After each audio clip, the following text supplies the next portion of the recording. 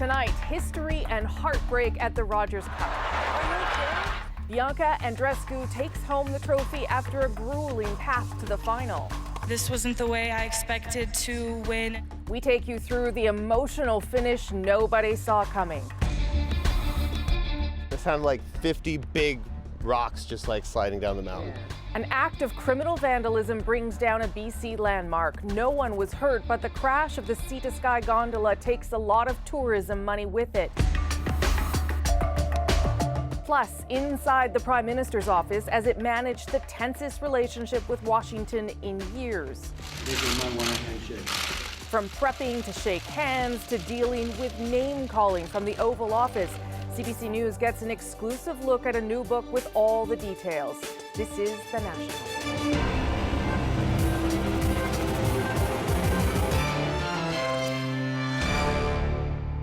The biggest tennis tournament in Canada won today by a Canadian.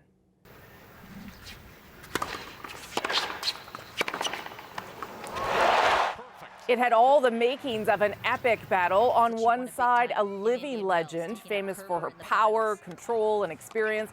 And on the other, a new talent, already making waves for her skill, determination, and instincts. But less than 20 minutes after it started, it was over, giving Canada its first Rogers Cup champion in 5 decades. Our Devin Heroux was at the Rogers Cup in Toronto today, and he saw the drama as it unfolded. He walks us through all the big moments on and off the court. A capacity crowd energized for today's superstar matchup.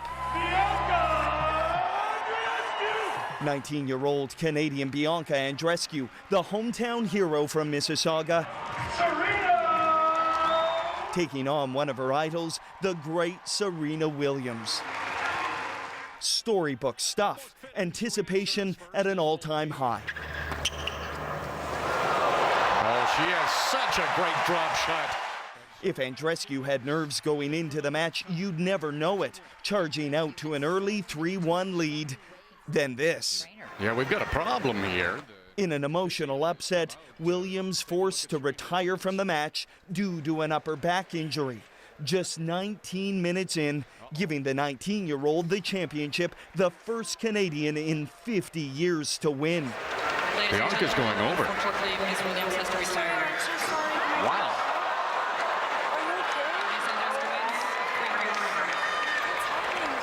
A shocking moment, the crowd stunned. Andreescu's care and concern so genuine. Yo, I've watched your whole career.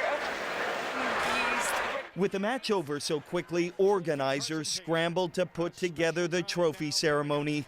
Williams and Andreescu finally addressing the crowd and each other. I'm sorry I couldn't do it today. I tried, but I couldn't do it. But Bianca, you're a great sports person, woman. Serena, you made me cry on the bench over there. You are truly a champion on and off the court. Andreescu is the champion today. And perhaps what people will remember most is the poise and grace she showed her opponent in the moments after her championship win, something not lost on the 37-year-old who was winning titles before Andreescu was born. I think Bianca's a great girl, always have. That's why I've always wanted to play her. She's just a fabulous personality. She's an old soul. An old soul and Canada's rapidly rising star, now ranked 14th in the world. Devin Heroux, CBC News, Toronto.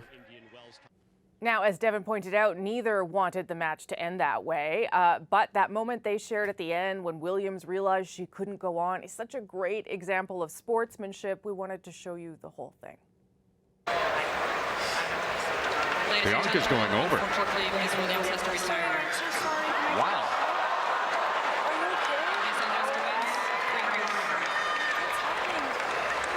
The match is over.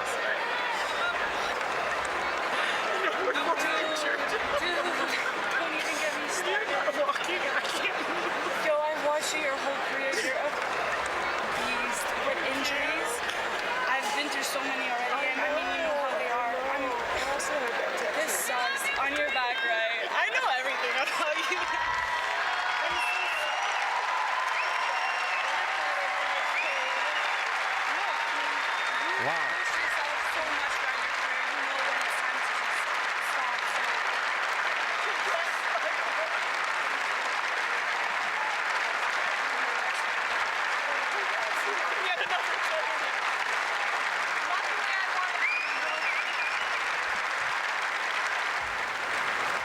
That's some tough ladies right there. Now, the return of a Canadian to the championship ranks comes at a fitting time. This country has seen a surge of talent on the court in the past decade, and as Kelda Yun explains, the Bianca effect will almost certainly add to that momentum. I love seeing women in sports. As a young female athlete, Tia Travado is especially thrilled with Andreescu's win. We're the same age. That's so crazy that she's winning the Rogers Cup at 19. The victory cements Andreescu's place as the next great Canadian tennis player. We know that there's going to be young kids all across this country before the match, during, and after who want to be Bianca.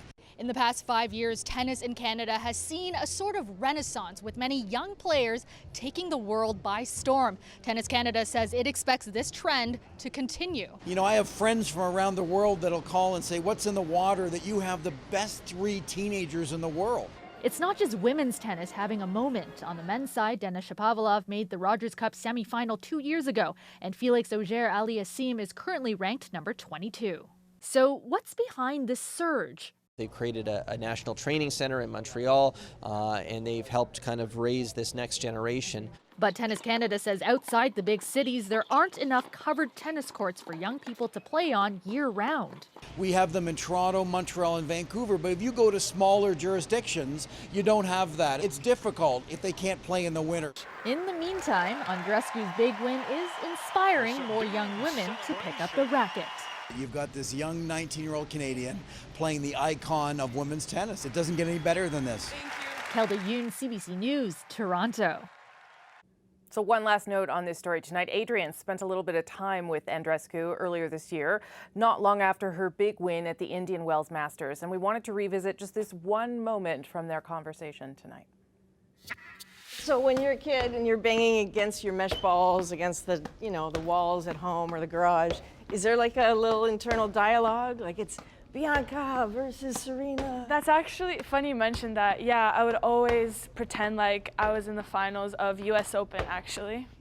And I wasn't playing against Serena, I was playing against Kim Clijsters. But that's when she was playing. But now I'd probably change that to, obviously, Serena. Check that one off the list. Today was their first match, and while it didn't go the way either would have liked, with Bianca's new ranking, they'll likely meet again soon. In BC tonight, some people are contemplating what they stand to lose in the wake of a terrifying act of vandalism. On Saturday, just after 4 in the morning, someone cut through the steel cable for the Sea to Sky gondola ride in Squamish. It sent 15 gondolas crashing to the ground.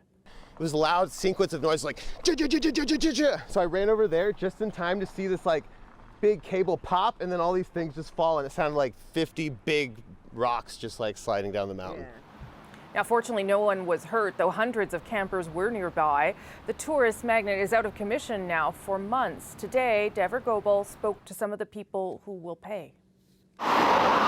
As one of the most popular tourist destinations in BC, its closure is already being felt in the small town of Squamish. We're all such a tight community that it's impossible for me to think that someone would intentionally do that. So my mind's blown for people to try and harm someone in that way. It's disgusting. Local restaurants are filled with tourists like the Penners from Saskatchewan. We came to Squamish to take a gondola ride. It was our plan to come today. Yeah. Thousands of people would ride the cable cars every day to take in the stunning views. It's a major tourist attraction for Squamish. It's well known. All the cruise ship business people typically come here. Just regular locals go up there with their season's passes, and people from Vancouver drive up just for a nice scenic day to go up the top of the mountain. He worries it's not just the gondola's business that's going to be affected. It's going to have a full trickle-down effect. It could take months to fix, and even then, things might not be the same. I think people are going to be afraid of the gondola in the future. I think you'll be kind of cautious about what happened. It has shocked everyone that police say the cable was deliberately cut. You protect what you love, and the gondola offers people an opportunity to get up there and really see the beauty of this place. So it's just incomprehensible that someone would want to purposely take down that operation. More than 200 local people have been left at least temporarily without jobs. An expansion project had been underway. There's a restaurant up top where weddings are held weekly, And then there's all the employees who staff the gondola itself. Squamish clearly offers so much more, and there's lots to see and do here. It's a nice place. And that is what the people of Squamish are hoping tourists remember. Deborah Goebel, CBC News, Squamish. CBC News has learned the autopsies are complete on the two bodies found in the Manitoba bush this week. Police believe they belong to fugitive murder suspects Cam McLeod and Briar Schmigelski, but we won't get confirmation until tomorrow. As Austin Grabish tells us now, what we do know tonight is what Schmigelski's father is now saying about his son. I'm not going to say my son is a murderer until I get some facts. In an exclusive interview with 60 Minutes Australia, Al Schmigelski says he's in disbelief. The BC man, who lives in Victoria about 3.5 hours from Port Alberni, where Briar was raised, is struggling to grapple with the fact his son is being remembered as a killer. RCMP say their investigators are confident Briar and his friend Cam McLeod are responsible for the deaths of China Deese, Lucas Fowler, and Leonard Dick. I'm so sorry for what's happened, okay? Whether it's my son or whether it's something else, we don't know. I have just lost my son. I know exactly how you feel. Schmigelski says he's frustrated that he's found out about developments through the media instead of the RCMP. Well, it's Monday morning, and I was reading the news. And there was my kid's picture on the front cover of the Vancouver Sun, missing. That's how I found out. His interview sparked immediate backlash from China Deese's sister Kennedy. In a statement on Facebook, she says, "Your sorrow is for yourself. You cannot relate to us as we had no doings in the cause of your pain when you've played a part in the cause of our pain. The proper public response would have been a genuine apology, but we still forgive you and have mercy." The RCMP here in Manitoba continue to have their officers search for clues. There's still a team on the ground up in the Gillam area, and on Friday, the team found another item police think the suspects were carrying. We think we're kind of closing in on the end, but like you say, until we're certain that we're done here, we got to keep some resources in play in case they're needed. RCMP and BC are expected to release details about the autopsies on Monday. Austin Grabish, CBC News, Winnipeg. New York officials say an autopsy was completed today on the body of Jeffrey Epstein, but they're waiting on more information from investigators before releasing their findings. The alleged sex trafficker was found dead by apparent suicide yesterday, but anger over how it could have happened, how it could have been allowed to happen, and swirling conspiracy theories have been quick to grow. As Paul Hunter tells us, the U.S. president is adding fuel to that fire. Says the White House on Jeffrey Epstein, forget the guessing game on what happened Friday night. Focus instead on the crimes he's accused of committing. I think the president just wants everything to be investigated. Jeffrey Epstein has done some very bad things over a number of years. And so let's continue to investigate that. And yet, it was Kellyanne Conway's own boss, the U.S. president, seen here with Epstein in '92, who this weekend helped feed the fast-growing conspiracy theories on how it is that Epstein apparently killed himself while in his cell in this high-security jail in New York. The suggestion in a retweet by Trump that somehow Bill Clinton was involved, a theory for which there is zero evidence. Trump sent it to his 63 million followers regardless. Democrats vying for the White House today slammed Donald Trump. This is just more recklessness. What he's doing is dangerous. He's giving life to not just conspiracy theories, but really whipping people up into anger and worse against different people in this country. Even as Epstein's body was under autopsy, perplexity over his death mounted. Reports today suggesting, contrary to the rules, guards at the jail failed to regularly check in on Epstein Friday night, and that he was being held without a cellmate. The super wealthy convicted sex offender had been facing fresh allegations of pedophilia and sex trafficking. A high-powered circle of acquaintances over the years includes Trump, and indeed Bill Clinton, and Prince Andrew, himself accused of sexual wrongdoing alongside Epstein, denied by Buckingham Palace. Today, the Queen was at his side on their way to church in Scotland. While in New York tonight, questions grow all round. Paul Hunter, CBC News, Washington. Here are some other stories we are watching tonight on The National.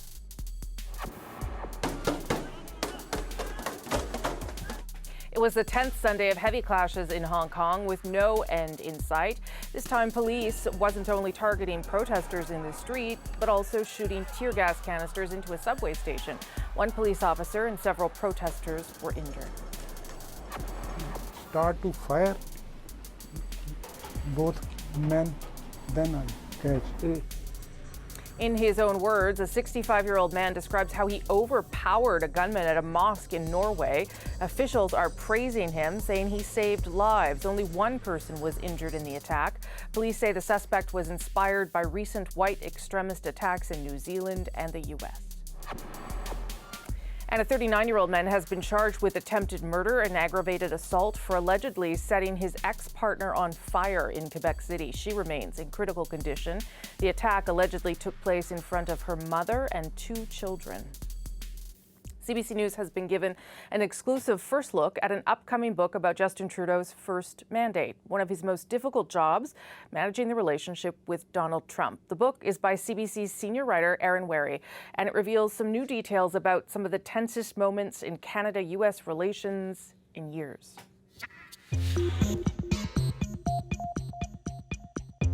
From the very beginning, Justin Trudeau knew Canada's relationship with Donald Trump would be a challenge. And so everything was coordinated and planned right down to that first handshake. I think I might want a handshake.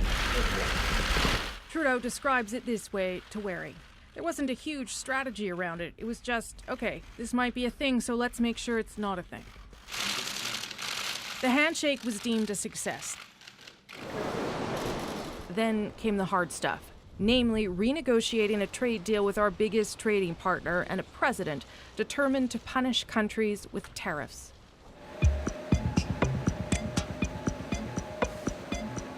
The U.S. administration was already musing about imposing steel and aluminum tariffs back in the spring of 2017. There is no relationship between any two countries in the world quite as close and as integrated as Canada and the United States. So when Trudeau meets Trump at the G7 in Italy, he decides to raise it directly. Trump responds immediately, telling his top economic advisor, Gary Cohn, to make sure Canada was not on the list. But a year later, the tariffs came anyway. Let me be clear. These tariffs are totally unacceptable. And it was then that Trudeau perhaps realized for the first time just who he was dealing with. He describes it as a turning point, telling Wary, Trump has moved into a place where whatever he says I need to take with a grain of salt, regardless of the handshake and the commitment and the look in the eye. Those tariffs and the NAFTA negotiations were putting the relationship under increasing strain, and every attempt was made by the Trudeau government to build relationships both inside and outside the White House.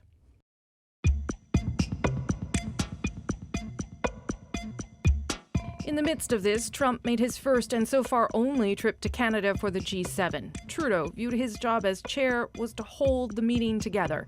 But at the closing press conference, Trudeau also made a point about those tariffs. As Canadians, we're polite, we're reasonable, but we also will not be pushed around. The U.S. signs on to the joint communique in spite of tense discussions described in the book. But as Trudeau's staff begin to celebrate, Trump begins to tweet. I have instructed our U.S. reps not to endorse the communique. Trudeau's first reaction was not outrage or confusion, but to wonder what he had done wrong. My first thought was, oh my God, what did I say in the press conference? Where did I say more than I had before? What was it? Because I thought I did okay. I thought I walked the line. In fact, the Prime Minister had said nothing new, but Trump's attack dogs began to lash out. He really kind of stabbed us in the back. There's a special place in hell for any foreign leader that engages in bad faith diplomacy with President Donald J. Trump. It was another sign the NAFTA negotiations would not be easy, and Canada's chief political negotiator seemed to rub Trump the wrong way. We're very unhappy with the negotiations and the negotiating style of Canada. We don't like their representative very much. In fact, Trump was so annoyed by Foreign Affairs Minister Chrystia Freeland and her negotiating that he went much further. The book reveals that Trump told Trudeau over the phone directly that Freeland is a, quote, nasty woman, a phrase he uses regularly to describe women he dislikes. The book also says Trump accused Freeland of talking about him to other leaders.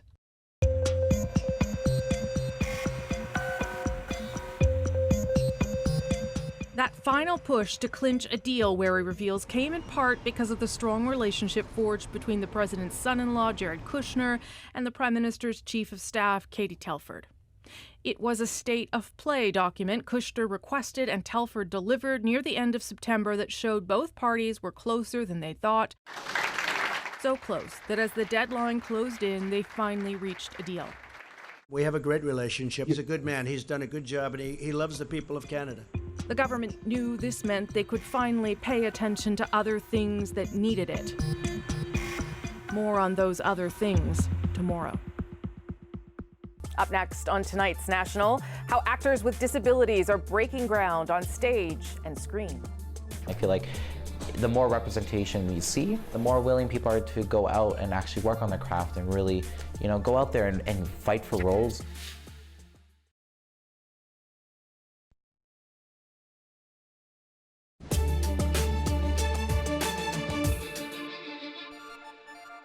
This award is for every kid who is watching tonight who has a disability, who has a limitation or a challenge, who has been waiting to see themselves represented in this arena. A historic moment there for those with disabilities in the theater world when Broadway's Ali Stroker became the first person who uses a wheelchair to win a Tony Award for her performance in the Rodgers and Hammerstein classic, Oklahoma. The entertainment industry still has a long way to go for performers with disabilities, but things are improving. Last month, Marvel announced its first deaf superhero, and just this weekend, a new comedy co-starring a young actor with Down syndrome opened to strong reviews.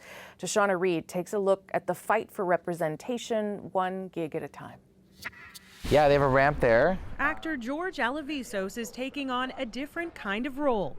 The 21-year-old is working with the Canadian Actors Union, ACTRA, to do audits at local casting facilities. Yeah, it's pretty wide. It's easy to get in. Examining physical barriers actors with disabilities encounter while trying to book a job. The stall's quite small. For a lot of people, it might be quite hard. Often, the solutions are simple, like adding a ramp as an alternate for stairs or the height of a sign-in table. But if I'm having trouble getting into the audition space, it kind of catches me off guard kind of thing. And so it may not cause me to do my best work, which means I won't book the job. Alivisos has already booked the lead in commercials and appeared in Star Trek Discovery. And I feel like the more representation we see, the more willing people are to go out and actually work on their craft and really, go out there and fight for roles. It's representation in shows like Special that are motivating actors like George. I have cerebral palsy. What's that? It's a disability in the brain manifested through muscular and coordination. The debut season of the Netflix short comedy earned 4 Emmy nominations, including Best Actor for Ryan O'Connell, the creator and star of the show. I always believed in the show, obviously, and I thought it could kind of have an impact and resonate beyond just like queer disabled communities, but having that validated is sort of incredible. Special is based on O'Connell's real-life story of hiding his cerebral palsy while trying to make it as a writer. I was hit by a car. Everybody, come hug Ryan. He was hit by a car and now he's a weird, sad lip forever. O'Connell started shopping his script 4 years ago, but says networks at the time were hesitant to pick up a series about a gay man with a disability, until Netflix said yes. It was a hard sell, but I think that, that times have changed. People are realizing that stories like this need to be told. But how those stories are told can also be an issue, something actor and advocate Tatiana Lee is working to change in Hollywood. You hear these terms, they overcame their disability. And 95% of the time, they let people who don't have a disability portray them. Still, Lee says the industry is waking up. with more and more actors with disabilities landing auditions and lead roles. The conversation is happening. We are now included in that conversation. I think we just have to keep fighting, keep pushing, and keep educating. In all our rooms, we built a ramp. And it's a fight these actors and creators are willing to take on. Tashana Reed, CBC News, Toronto. Still ahead on The National, an urgent need to bear witness while photojournalist Lindsay Addario is drawn to some of the most dangerous places in the world. There were so many wounded American Marines coming out of the Battle of Fallujah that they cleared out the inside of a cargo aircraft. And this is how they were flown to Ramstein in Germany for treatment. Adrian's interview with the Pulitzer Prize-winning photographer next.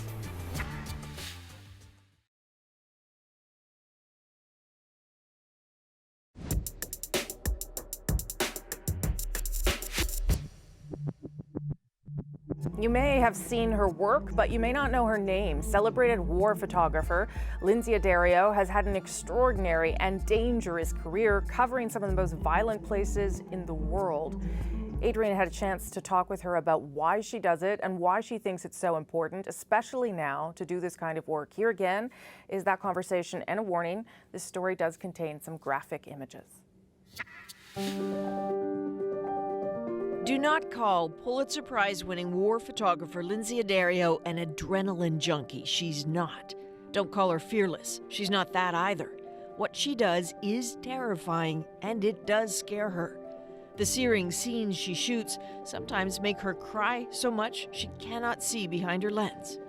But she goes back to the front lines, to famines, because, as she wrote in her memoir, it's what I do. 4 New York Times journalists were held captive. Even after being kidnapped twice in Libya and Iraq, after being assaulted and traumatized, it's still what she does. They are all home safe now. But there's a question in this era, when the powerful tell lies and make people doubt, how much does the work of a witness matter?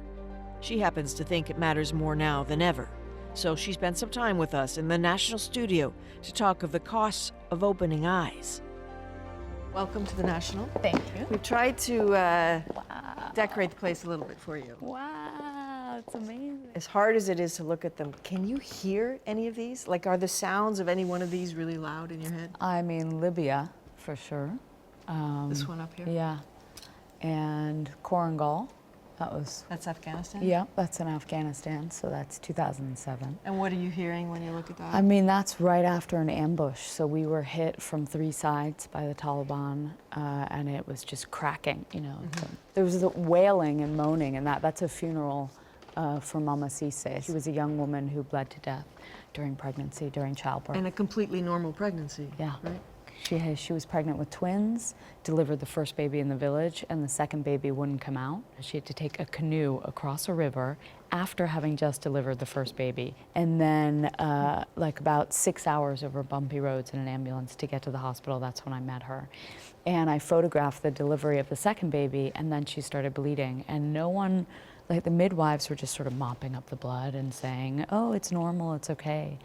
And but you knew. I knew something was wrong. So I actually ran to try to find the doctor, the one doctor in the whole province. And he was in surgery, and I went into surgery. I put on scrubs, I went in. I said, I think this woman's dying. And he said, well, I'm busy. And I went back, and they picked her up and carried her to him, and she died. Yeah. That scene didn't just rattle Addario. It touched nerves in important places. Time magazine put out an 8-page spread that caught the eye of the pharmaceutical company Merck, which then put aside $500 million to fight maternal death. That's making a difference with a photograph, but it doesn't always work that way. These are American soldiers. Correct. So this is during the Battle of Fallujah. So this is in November of 2004. And there were so many wounded American Marines coming out of the Battle of Fallujah that they cleared out the inside of a cargo aircraft and literally flew them on the floor of the plane, and they were all seated on the walls. And this is how they were flown to Ramstein in Germany for treatment. I don't know that Americans had really seen pictures like this? They had, at that I point? don't think they had. I had never had access like this. And this was for Life magazine. So we got this incredible, unprecedented access. And Life held the photos through the re-election of Bush. And my photo editor said, my feeling is the editor-in-chief doesn't think the American public can handle seeing these images. And I was furious. And I said, you know, how dare you send me to Fallujah if you don't even have the guts to publish what I'm seeing. And so luckily I called the New York Times Magazine and they published them. But that's why you take a picture Yeah, like of that, course, right? Of course. I mean, yeah. The moments she captures don't leave Addario. Sometimes the faces of people at their lowest have ended up being the ones she sees in her mind when she's in trouble. Photographer Lindsay Addario was one of them. The group was beaten and threatened with death.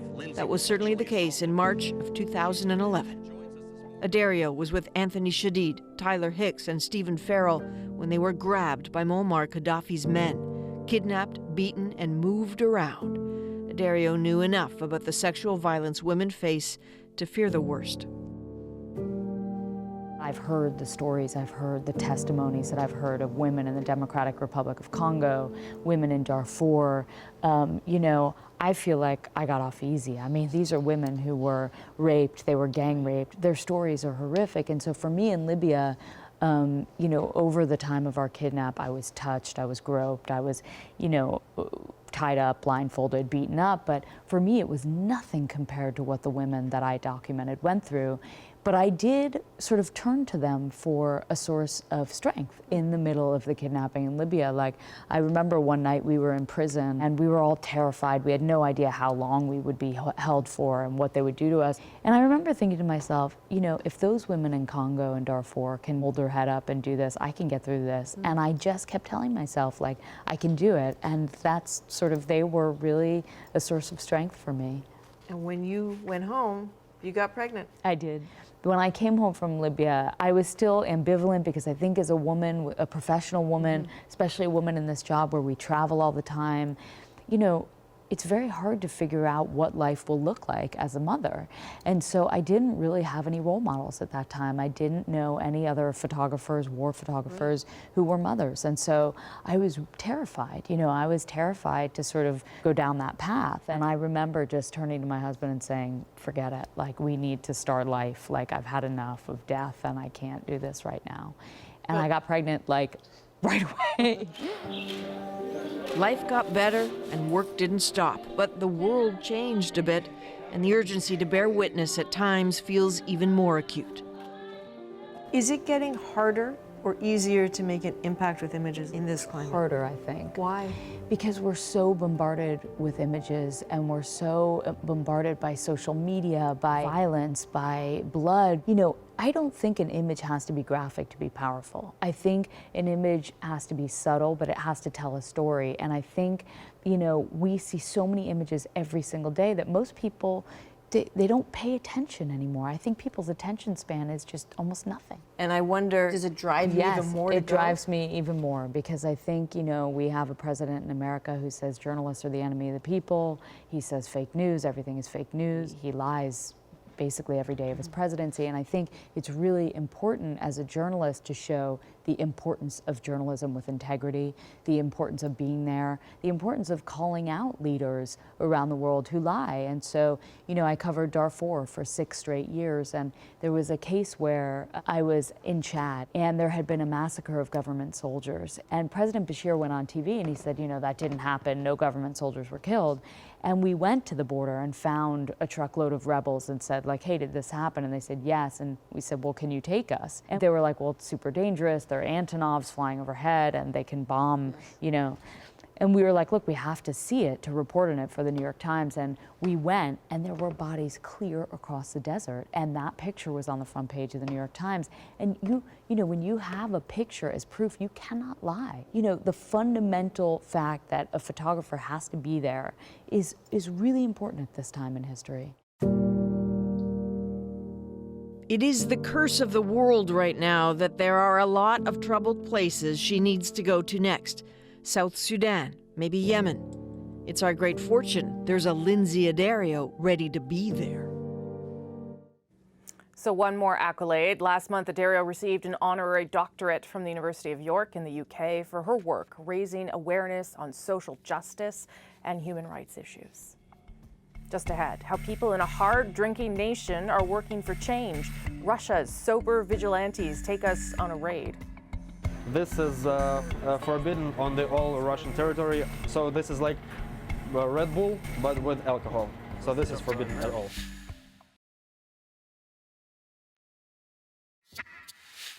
In surveys of alcohol consumption by country, Russia tends to land among the world's biggest drinkers.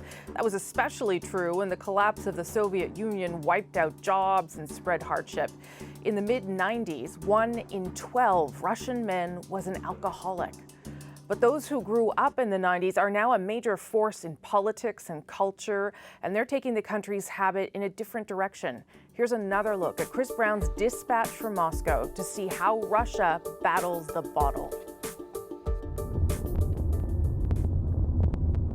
It's past midnight, and we're driving through Moscow's vast eastern suburbs, getting ready for a kind of sting operation. So we're going to the store that doesn't obey the law. They sell alcohol after 11 p.m., which is not legal in Russia. Уже подъедет. Edward Grigoriev is with a youth group called Sober Russia. Think of him as a kind of booze vigilante, a civilian who helps police enforce Russia's alcohol laws. Well, we do this because we think that this can make Russia a better place to live in.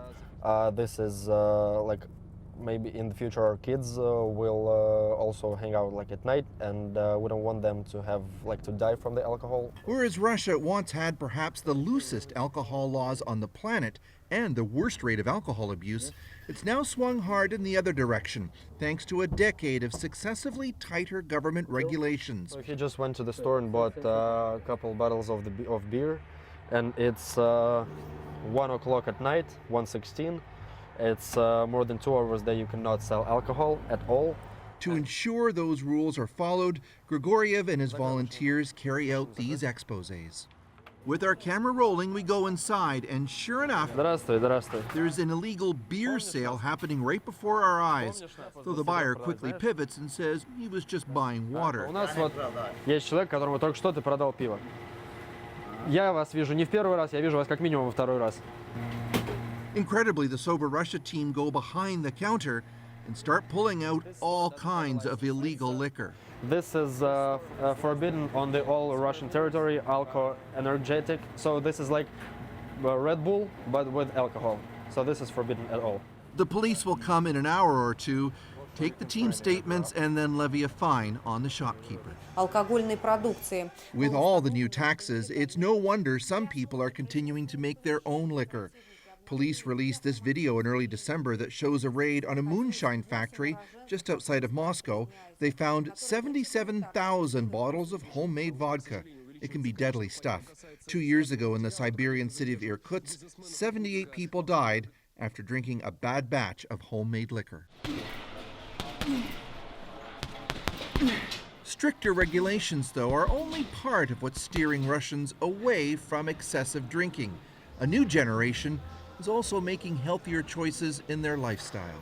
Yuri Sasoyev and his friend Alexei Persenko have embraced a fitness-focused lifestyle, which means absolutely no booze. We are new Russians. We don't drink alcohol. Their sobriety comes as a result of traumatic experiences each had in their childhood. У меня был, если сейчас оглянуться, детский алкоголизм, да, так называемый. Я рос в 90-е годы. В 90-е годы в России было достаточно тяжелое время, и алкоголь употребляли практически все. Я попробовал водку где-то лет в 13. Я употреблял алкоголь до достаточно большого возраста. И вот только когда у меня появились дети, это случилось 5 лет назад, я понял, что алкоголь не должен быть в моей семье. И происходит вот, что происходит в пятницу вечером. Алкоапокалипсис мы называем это. Both men work as actors and filmmakers in Moscow, and they've just finished this project. It's a short movie called The Outcast. It features a teen boy who gets taunted by his friends because he won't drink. He makes a decision to say no rather than succumb to peer pressure. Нет. We show two ways. Two ways. Alcohol way and healthy lifestyle way. Alexei and Yuri have been taking their movie to Russian high schools. They urge students to read up about the harms of drinking on the internet, and they talk about their own choices. Наверное, с вашего возраста, с 15 лет, я этого не стесняюсь. Я был алкоголиком. Я в школе употреблял. У меня 8 класс начинался с бутылки пива. И в 22 года у меня произошел просто сигнал из космоса, и я бросил пить и курить в один момент. But for all the success Russia has had, progress has also been very uneven. Today in Russia's Far East, 70% of men under the age of 35 who die are still killed by alcohol. And the healthcare system is continuing to cope with the legacy of generations of heavy drinkers. You can see that here. This is Moscow's main alcohol rehab center. We were given a rare opportunity to look inside the emergency ward. Every bed was full of people in very bad shape. They were detoxifying and drying out. The third floor up there? Yes, up there, here. Ekaterina Klukow was once in one of those beds herself. Every time I drink and feel better, drink, feel better, drink, feel better. Without drink, was nothing. The rehab ward was her home twice. First in 2009 and then again in 2016 after a relapse. Why? Because I'm alcoholic from my childhood, you know, I think so. Because I have seen this pattern from my mother, from my grandmother. Klukow now works as a social worker, helping alcoholics find strategies to stay sober. She has a 17-year-old daughter, and she believes in today's Russia she'll have an easier time than she did. Она предупреждена и видела столько страданий от всего происходящего со мной. Мама, если бы я жила так, как ты, я бы предпочла, чтобы меня вовсе не было. Я предпочла покончить жизнь самоубийством. Vodka will remain the cornerstone of many a good party in Russia, but in Moscow's trendiest neighborhoods, moderation is in, as are wine bars and craft beer pubs. Thanks to successful national alcohol reduction policies, a new generation is making far healthier choices about how they drink than their parents. Chris Brown, CBC News, Moscow. That was such a fascinating story. All right, coming up, our moment. You are never too old to be a rock and roll fan.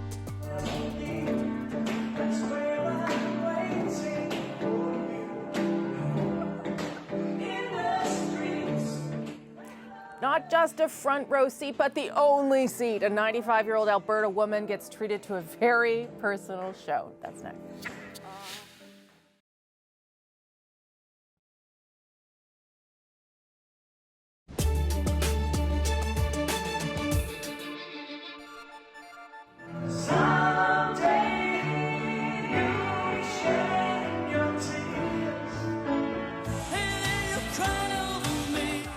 Some classic 80s rock for you this Sunday night. I'm feeling it. This weekend, Canadian rockers Glass Tiger pulled off one big surprise for a very lucky superfan. 95-year-old Albertan Jean Savage, what a name, has been listening to Glass Tiger for 3 decades thanks to the influence of her grandson. And this weekend, Glass Tiger found out, and bus driver Denise Harrison drove the band to meet Jean and got to witness the whole thing, and she takes us through tonight's moment.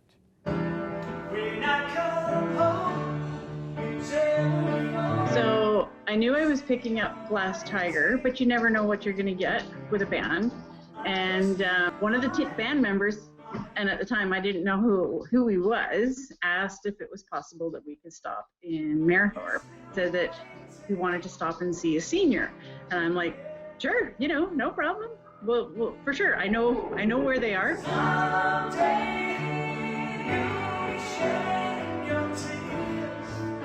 Next thing I know, they started singing.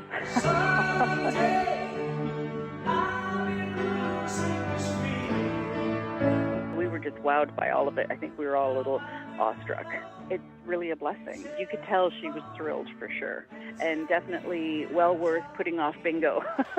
Because apparently she wanted them to get there before bingo started. We're here all week. I love everything about that. I love that I now know what Glass Tiger is doing because I was wondering. I love that Jean Savage still wants to rock at 95, and I love that she still made it to bingo. And now you all have Glass Tiger earworms in your ear for the rest of the night. You're welcome. That's the National for this Sunday, August 11th. Good night, everybody.